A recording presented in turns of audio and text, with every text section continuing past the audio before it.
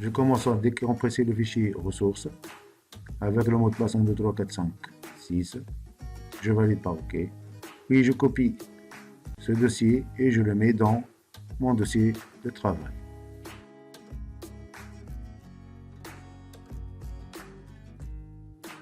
Je commence à ouvrir le dossier ressources. Maintenant, j'ouvre le fichier gestion restaurant et je commence la question numéro 2, la création de la table serveur.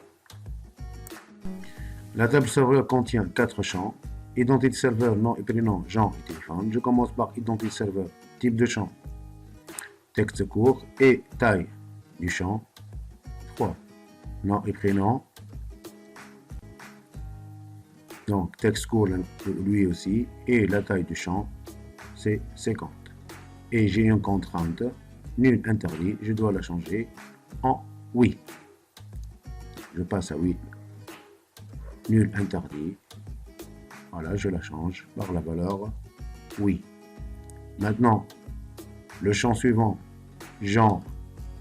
Donc la même chose, texte tout court. Donc taille 1. Et on termine par le dernier champ, le téléphone, tel. Donc taille du champ, texte court lui aussi, et taille de champ égale à 8. Maintenant, j'ai défini la clé de ma table qui est identité de serveur. J'enregistre ma table sous le nom serveur. Et voilà. Question suivante. Insérer les données dans la table serveur. Donc c'est simple, je double-clique sur la table serveur et je commence à insérer les données dans ma table.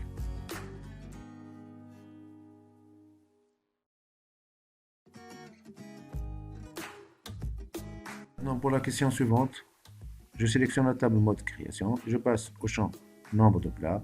Maintenant, à la propriété valide ici, je dois la changer strictement supérieur à 0 ou bien supérieur ou égal à 1.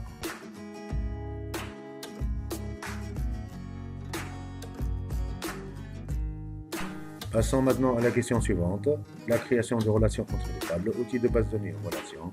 On va insérer nos 4 tables et on va créer 3 relations. La première relation entre la table plat et la table commande via le code plat. N'oublie pas de cocher appliquer l'intégrité référentielle. La même chose entre la table et la table commande via les numéros de table et l'entre serveur et commande via identité de serveur.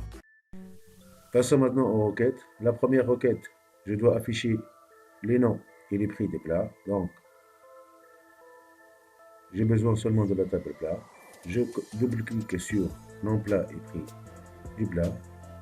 J'exécute ma requête maintenant. Et voilà la liste des noms de plats ainsi que leur prix. Et j'enregistre ma requête sous le nom R1. Passons maintenant à la requête numéro 2 pour afficher le nom et le nombre total des plats servis le 3/1/2022 à la table numéro 1. Donc j'ai besoin de la table plat ainsi que la table commande. Donc c'est une opération, donc je dois cocher Toto pour avoir la ligne opération. Ce sera un compte et pour les autres champs ce sera un regroupe. Je décoche l'affichage pour les deux champs date ainsi que numéro de table et j'ajoute le critère 1 et la date. Et j'enregistre ce nom R2. Voilà la liste des plats servis sur la table numéro 1 à la date le 3/1/2022. Passons à la requête numéro 3 pour afficher la liste des commandes réalisées pendant l'année 2022, triées dans l'ordre chronologique des dates de commande.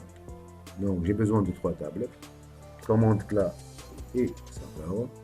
Donc je double-clique sur les champs concernés ou que j'ai besoin.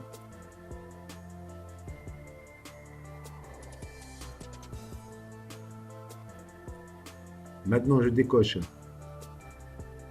l'affichage de la date commande et j'écris dans le critère, elle doit être supérieure ou égale à le 1/1/2022 et elle doit être inférieure ou égale au 31/12/2022. Maintenant je passe à la ligne tri et je modifie, j'écris croissant. J'enregistre ma requête sous le nom de R3. J'exécute. Voilà la liste des plats servis pendant l'année 2022. Passons maintenant à la requête numéro 4, qui est une requête de mise à jour. Donc je dois sélectionner mise à jour. Puis je dois écrire entre crochets prix du plat plus 2 dinars. Puis dans le critère pour le code de plat, puisque c'est une requête paramétrée, donc je dois écrire entre deux crochets, donner le nom ou le code du plat à modifier.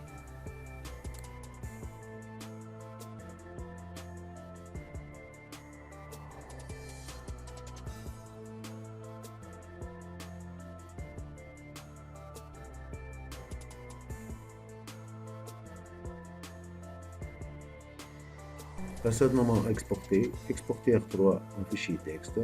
Donc je vais changer le nom, ce sera un fichier CSV. Donc je parcours pour mettre mon fichier dans mon dossier de travail.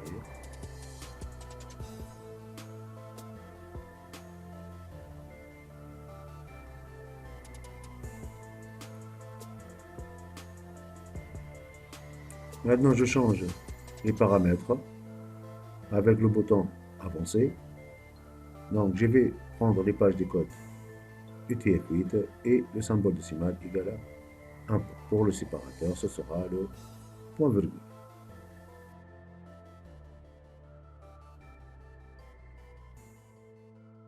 Donc voici le contenu de mon fichier CSV qui a été exporté.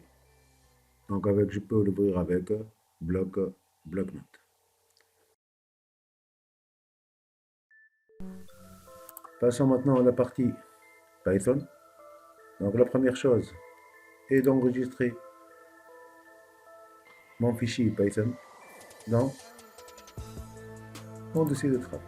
Oui, je commence à importer la bibliothèque Pandas, from Pandas, import et tout. Donc je vais répondre à la question numéro 1. Donc je vais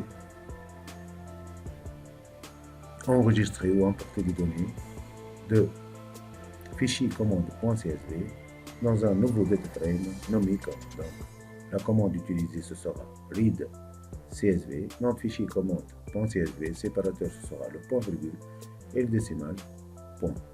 Et je peux ajouter encoding UTF-8. Pour afficher ma dataframe, c'est simple, print com. Pour la question numéro 2, pour afficher les dimensions de ma dataframe, ce sera comme.shape. La commande shape permet de donner le nombre de lignes et nombre de colonnes de ma dataframe.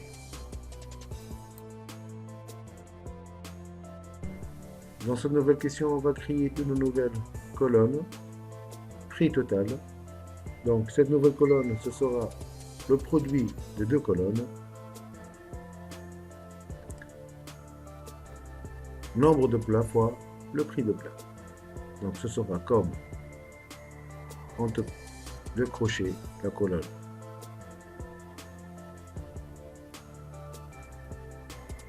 prix du plat que je multiplie par la colonne nombre de plats. Dans cette question, on a créé une nouvelle colonne à partir d'une formule.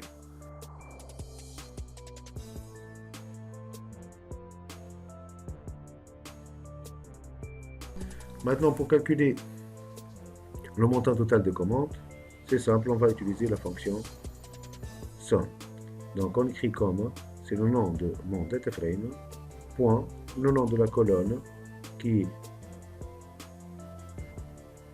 total plat, point, la fonction sum. Je peux écrire aussi comme, au lieu d'utiliser les crochets, je peux utiliser point, total plat, point, sum.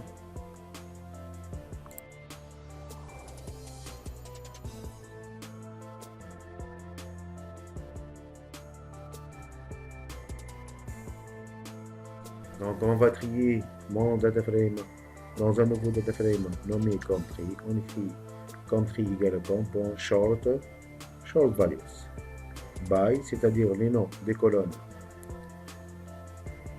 le critère qui est numérotable et non double. Et pour asindex, c'est-à-dire croissant et décroissant, true, c'est-à-dire croissant pour le numéro table, et décroissant sur nom de classe, c'est-à-dire ascended égale à false.